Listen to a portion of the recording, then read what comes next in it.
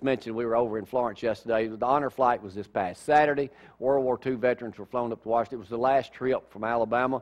We were over at Ingram's yesterday looking at some patio furniture. Mr. Ingram, one of my dearest friends from back in the 90s, known him almost 20 years, just returned. He's 89 years old, shows up every day at the business, and I'll have something later on this week when he's got his original grandfather's door from the farmhouse when Confederate soldiers, the Yankees tried to shoot him, and the holes are in. He tells that story later. We don't have time for that this morning. But here's Gloria talking to Mr. Ingram yesterday about his honor flight trip and what remembrance he has of it. We'll be right back.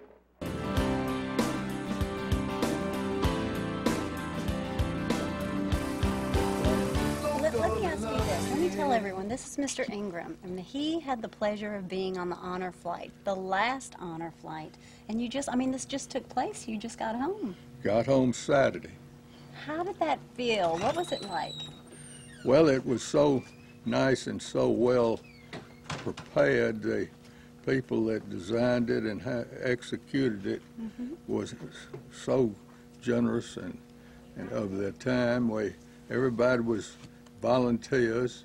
They had the veterans in black T-shirts with honor flight on them. The guardians, a guardian is somebody that went with us and took care of us, whether we needed it or not, and I assure you I needed all the help I could get. Was there anything that stands out in your mind that surprises you, or was it everything you expected it to be? Very much. Very much. Everything was beyond what you would expect. The people that went with us were all such wonderful people, and everybody had a smile on their face except the media. And the media didn't, because they thought they were going to a football game. What about your friend? What about your friend that had all his parts replaced? Repeat that question. What about your friend that had all the parts replaced? Oh, we had one of the boys that was in high school with me had knees replaced, hip replaced, and heart replaced. So he claimed he was a made-over man. He was a new man. The embarrassing thing was that he looked like he was 70 years old, and he acted like it. He was really made over. He was younger than most of us. So what are you going to have redone? Well, I need to be completely done over. I'm just in bad shape, Jamie. How old are you, Mr. Ingram? I'm 89. 89 years old. I'm very fortunate to be moving around. Seem like you're moving around pretty good. Well, they looked after me well on this trip.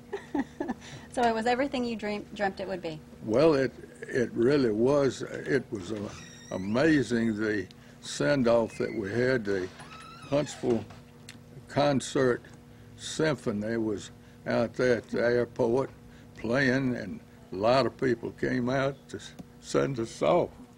When we got home, there were 500 to 1,000 people welcoming us. Was that different from when you came home last time? When I came home, we had a kind of a parade through town, but that was a limited thing. And a lot of young men didn't get that. A lot of young men didn't get to come back. They didn't return. That's right. Well, we sure thank you for all that you've done. Well, you're mighty kind. I can give you a ride in that Hummer if you want to feel like what it's like nowadays. I'm telling you, that Hummer doesn't have enough springs for me.